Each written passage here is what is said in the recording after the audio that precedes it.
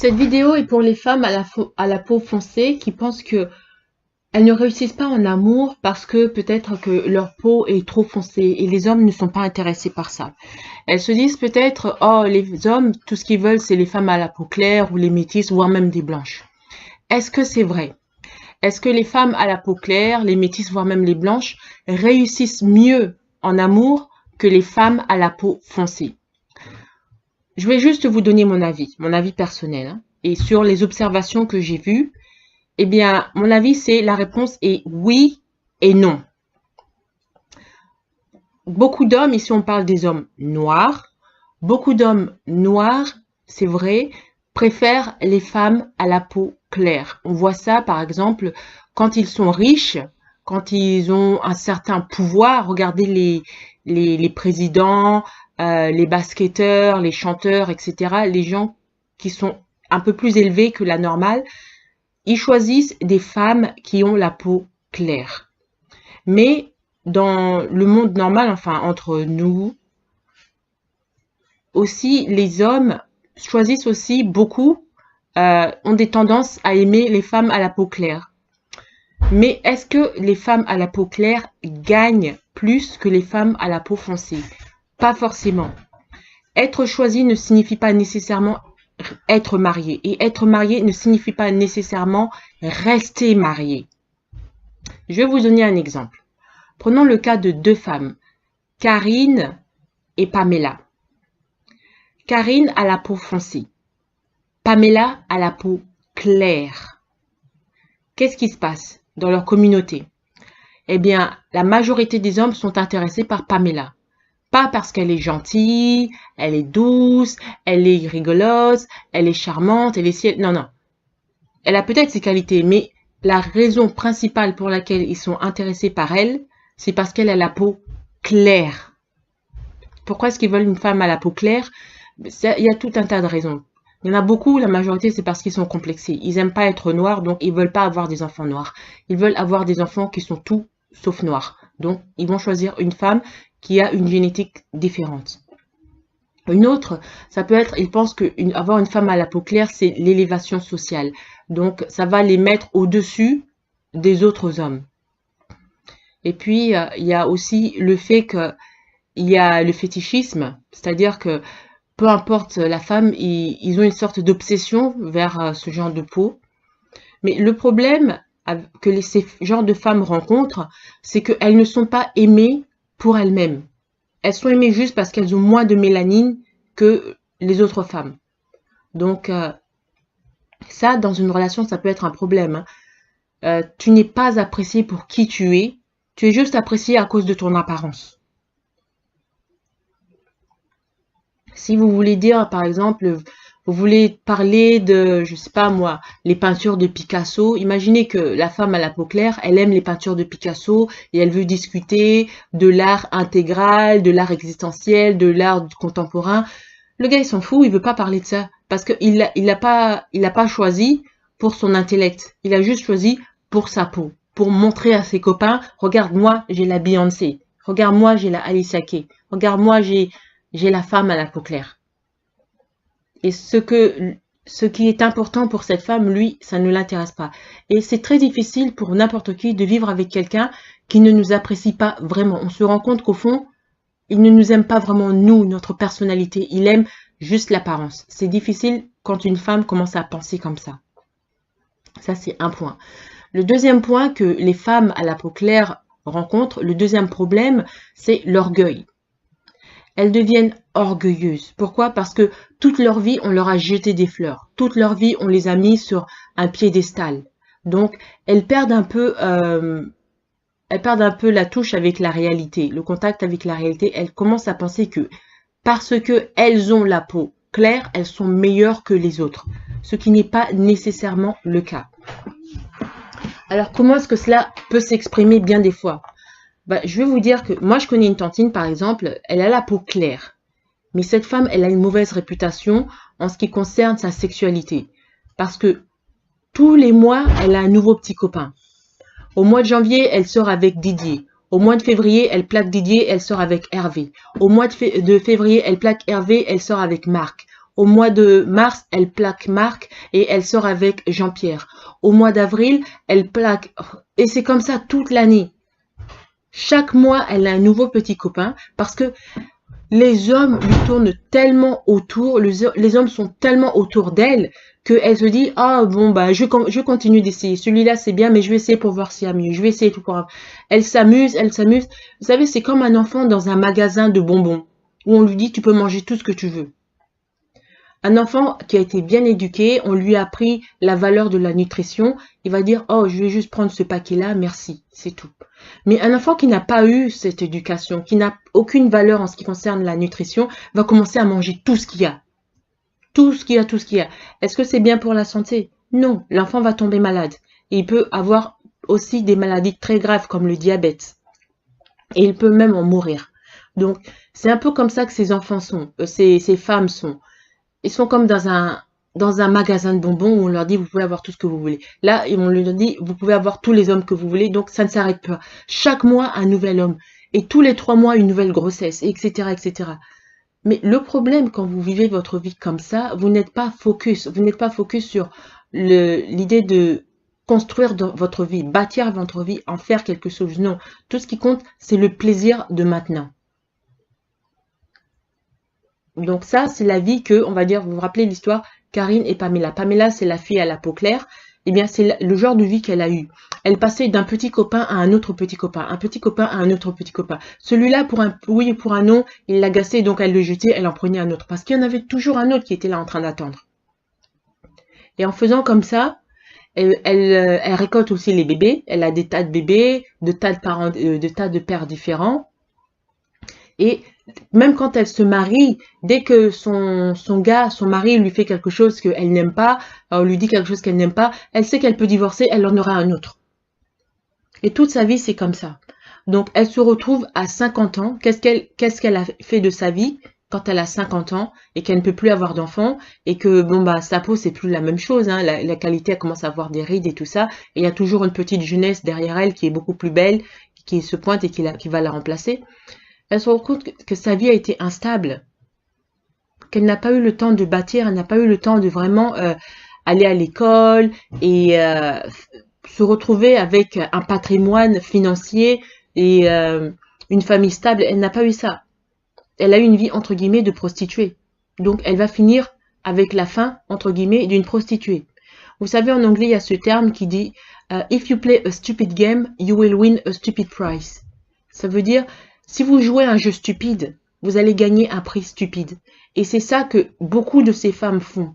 Elles utilisent leur jeunesse à jouer à des jeux stupides. Et quand elles sont vieilles, eh ben, elles ont un prix qui est stupide, qui est la solitude. Les hommes ne leur courent pas autant. Il y a aussi beaucoup de honte quand vous passez à votre passé, et parfois des maladies, etc.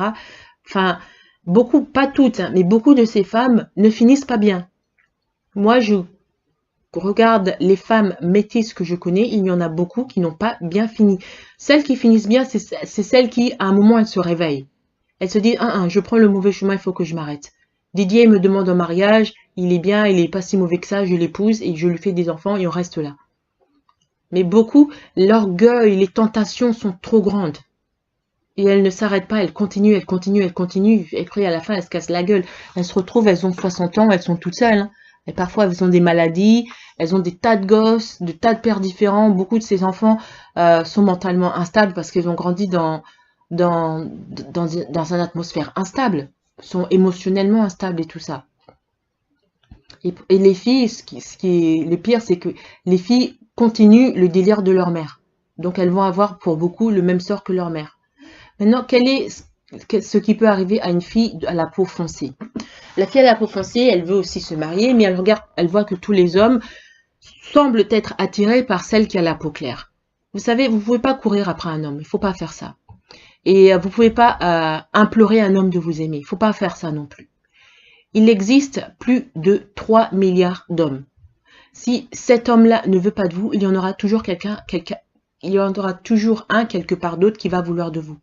Parfois, il va falloir quitter votre communauté. Si vous vous rendez compte que dans votre communauté, tous les hommes tournent après les Beyoncé, mais vous, personne ne s'intéresse à vous, pourquoi est-ce que vous restez dans cette communauté? allez quelque part où on s'intéresse à vous. C'est pour ça, voyager, c'est important. Faire des études et avoir un boulot. Parfois, vous pouvez trouver un boulot dans un autre pays ou faire des études très loin de chez vous où vous allez rencontrer d'autres personnes.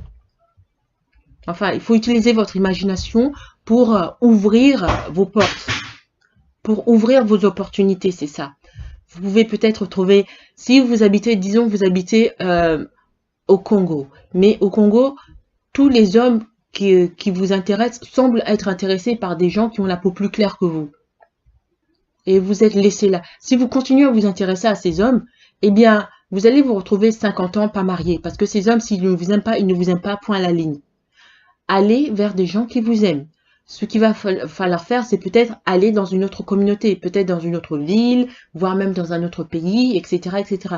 Utilisez votre imagination pour vous créer un maximum d'opportunités où vous pouvez rencontrer d'autres personnes susceptibles de vous aimer. Mais aussi, soignez votre apparence. Je le dis et je le redis, il faut toujours soigner son apparence. Regardez le genre de femme à la peau foncée qui gagne. Je sais quelqu'un comme Naomi Campbell, par exemple, dans sa jeunesse, tous les hommes étaient autour d'elle. Donc, entre guillemets, elle gagnait. Mais après, parce qu'elle a un mauvais caractère, ça n'a pas marché. Aujourd'hui, elle est vieille, elle est toute seule. Donc, soignez votre apparence, c'est important. Il faut avoir une très très bonne apparence. Regardez aussi la communauté que vous visez. Quel genre de femme est-ce qu'ils aiment? Par exemple, si, bon, je vais juste donner un exemple ici. Si vous aimez, je sais pas moi, les Suédois. Quel genre de femme est-ce que les Suédois aiment en majorité? Il y a toujours des exceptions, bien sûr. Quand je dis quel genre de femme, je pense à quel genre de femme noire est-ce qu'ils aiment. Est-ce qu'ils vont aimer? Est-ce que vous pensez qu'un homme suédois va être intéressé par une femme noire qui est grosse, elle fait 200 kilos? Non. Eux, les hommes suédois, ils aiment les femmes qui sont fines, qui sont minces. Donc, si vous êtes grosse, perdez du poids. Si c'est le genre d'homme que vous visez, perdez du poids. Est-ce que si vous avez des rastas là, genre Bob Marley, des gros trucs qui vous pendent sur la tête, est-ce que c'est quelque chose que la majorité des hommes suédois vont aimer? La réponse est non. Parce que pour eux, ils regardent ça, c'est sale. C'est sale et puis il y a plein de trucs négatifs qu'ils associent à ça, enfin, dans leur tête. Ils préfèrent les femmes avec si vous avez des tresses, vous savez, des belles tresses bien fines, bien faites, ou alors des jolis tissages, des mèches, de préférence... comment on appelle ça? Straight, c'est-à-dire lisse.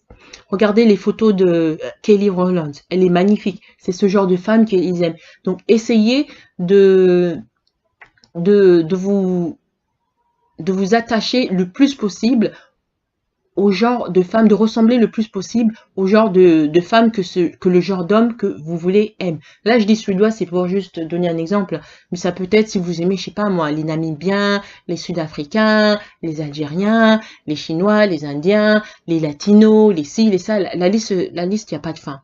L'idée ici, c'est il ne faut pas limiter vos options. Ça, c'est la pire des bêtises que vous pouvez faire. Bien au contraire, vous devez les agrandir au maximum. Il y a des hommes partout sur Terre. Donc, regardez quel genre d'homme est le plus susceptible d'être avec vous. Et pour le savoir, parfois, il faut voyager. Ou si vous ne pouvez pas voyager, moi, je connais des gens, bon, ça, je préfère pas trop donner comme exemple parce que c'est les applications sur Internet. Vous pouvez tomber dans des trafics sexuels, donc vaut mieux éviter. Ça, c'est des très grands pièges. Donc, le voyager, c'est mieux parce que vous rencontrez la personne et essayez aussi de rencontrer sa famille, ses amis, etc. Faites votre enquête avant de vous lancer là-dedans parce que vous ne savez jamais sur quel de psycho vous pouvez tomber. Mais voilà. L'idée ici, c'est les femmes qui ont la peau claire semblent gagner. Mais pour beaucoup d'entre elles, leur orgueil prend le dessus et elles n'arrivent plus à s'arrêter. Et plus tard, quand elles sont plus vieilles, eh bien, elles en paient les peaux cassées. Si vous avez la peau plus foncée, ce n'est pas la fin du monde, ce n'est pas une condamnation.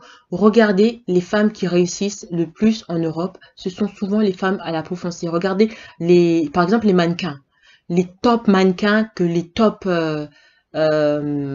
couturiers ont pour leur publicité, voire même dans les défilés de mode, ce sont souvent des mannequins à la peau très, très, très foncée. Ça, c'est pour eux, ce genre de femmes, c'est une œuvre d'art. Ou alors, regardez les familles royales d'Europe. Quel genre de femmes est-ce qu'ils ont épousé? Le prince du Liechtenstein. Si vous regardez le prince du Liechtenstein, sa femme, c'est une femme noire à la peau foncée, la princesse Angela de Liechtenstein. Si vous pouvez Google Angela de Liechtenstein, vous verrez, c'est une femme à la peau foncée, une femme noire. Il y a aussi, qui d'autre? Si vous regardez Yves, la chanteuse Yves, elle a quand même la peau un peu faussée, hein. C'est pas super clair non plus. Elle a épousé un aristocrate. Ou regardez Candace Owen, elle a épousé aussi un homme qui vient de l'aristocratie britannique. Elle aussi, elle a la peau foncée. Donc, qu'est-ce qui se fait que ces femmes-là ont épousé des hommes qui sont au top tiers et que les Beyoncé et tout ça, ils n'y arrivent pas. Regardez qui Beyoncé elle a épousé. Elle a épousé Jay-Z. Regardez la tête de Jay-Z. Est-ce que c'est ça que vous voulez épouser? Moi, je te dis, il y a des hommes comme ça, il faut fermer les yeux la nuit hein, pour les voir, hein, pour faire, vous savez quoi. C'est pas une gloire. Hein. Donc, ça veut pas dire, alors qu'elle a la peau foncée, la Beyoncé, elle a la peau claire, hein, mais regardez le gars qu'elle a épousé. Je suis désolée, l'argent, ça fait pas tout. C'est pas l'homme le plus beau du monde, loin de là. Et puis même son caractère, tous ses anciens amis, ils disent du mal de lui. Hein. C'est pas quelqu'un qui est particulièrement gentil quand vous finissez par le connaître. Et d'ailleurs, il a trompé Beyoncé, je sais pas combien de fois, et à un moment, elle voulait divorcer. Mais bon, pour des raisons, je sais pas quoi, elle est restée. Donc, c'est une femme à la peau claire, c'est une femme, tout le monde lui jette des fleurs, on la met sur un piédestal, mais sa vie amoureuse, c'est presque une catastrophe. Hein. Bon, elle a essayé de réparer les pots cassés avec son mari, bon, je sais pas si c'est pour de vrai ou pour de faux, mais beaucoup d'entre nous n'aimeront pas une vie comme ça. Moi, personnellement, on me donne 1 million de dollars pour épouser Gigi, et je dis non. J'ai dit non, je m'en fous, même si j'étais super pauvre, je dirais non. C'est pas mon genre, mais pas du tout.